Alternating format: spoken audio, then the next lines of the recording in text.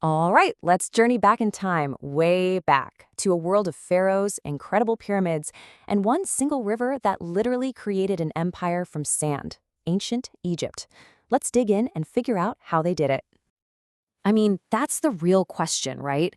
Just picture it. You've got this vast, harsh, arid desert, and yet somehow one of the most advanced civilizations in history didn't just survive there.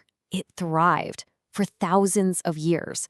How on earth did they pull that off? And we're not talking about a flash in the pan here. This was a single, continuous civilization that lasted for over 3,000 years. To give you some perspective, the entire Roman Empire, from its rise to its fall, lasted less than half that time. The scale of that endurance is just staggering. So, what was their secret? To really understand how they did it, we first have to get a feel for the setting and the incredible scale of their history. This was, literally, a civilization conjured from the sand. Okay, so the story really kicks off around 3100 BCE, when Upper and Lower Egypt were united into one kingdom. This launches the dynastic era. Yep, the age of pharaohs and pyramids we all know and love.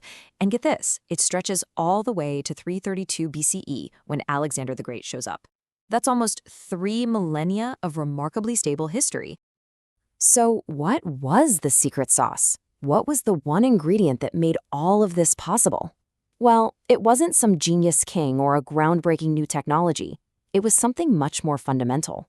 A river that built absolutely everything. And believe me, that is no exaggeration. The Nile wasn't just a river they happened to live near. It was the engine of their entire world.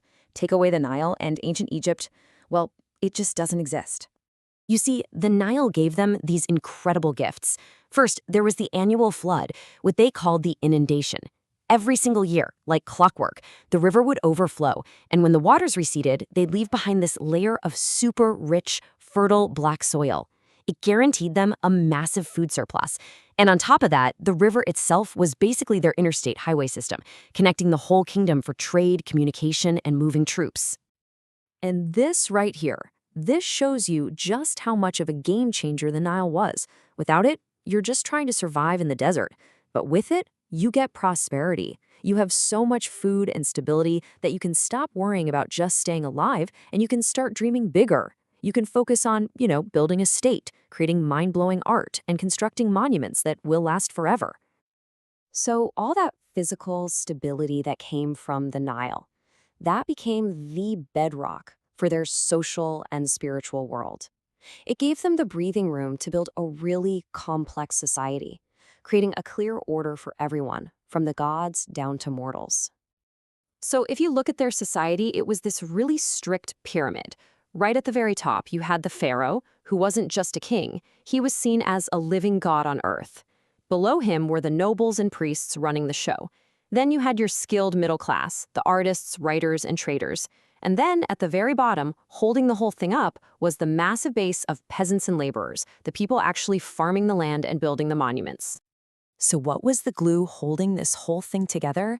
It was this incredibly powerful concept called Ma'at. Think of it as the cosmic principle of order, truth, and balance. And when you think about it, that makes perfect sense, right? Their whole world ran on the predictable, reliable rhythm of the Nile's flood. Order was everything. The pharaoh's #1 job was to uphold Ma'at, to keep not just Egypt, but the entire universe in balance. For us, religion might be one slice of the pie of life. But in ancient Egypt, religion was the entire pie. It shaped every single thing, how they were governed, their laws, their art, their daily routines, and most importantly, their incredibly detailed beliefs about the afterlife. And this is a really important idea to grasp. For the ancient Egyptians, death wasn't the end, not even close. It was just a transition, a doorway to an eternal existence. So getting ready for that next big adventure? That was one of the most important things you could possibly do while you were alive. And this focus on eternity, this obsession, really, it drove some of their most incredible innovations. They perfected mummification because they believed your soul, or ka, needed to recognize its body to live on.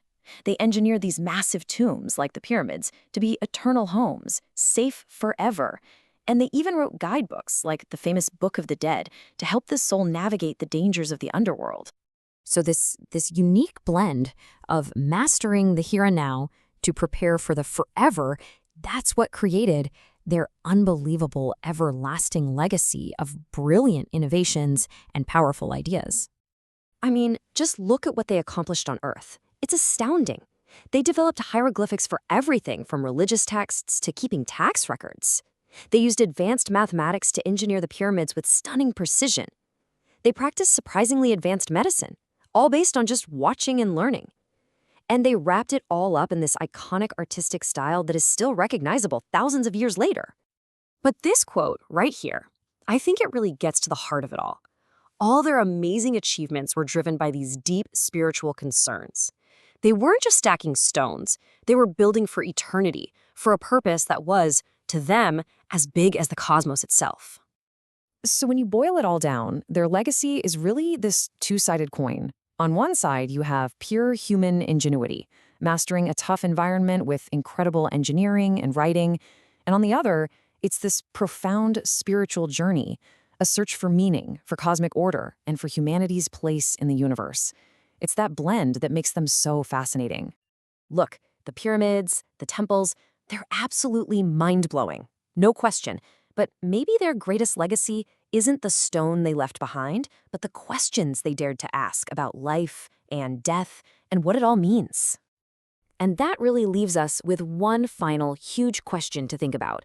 In our world, a world so often focused on the next news cycle or the next quarterly report, what can we learn from a civilization that didn't just plan for the next few years, but for eternity? That's a question that's just as timeless as the pyramids themselves.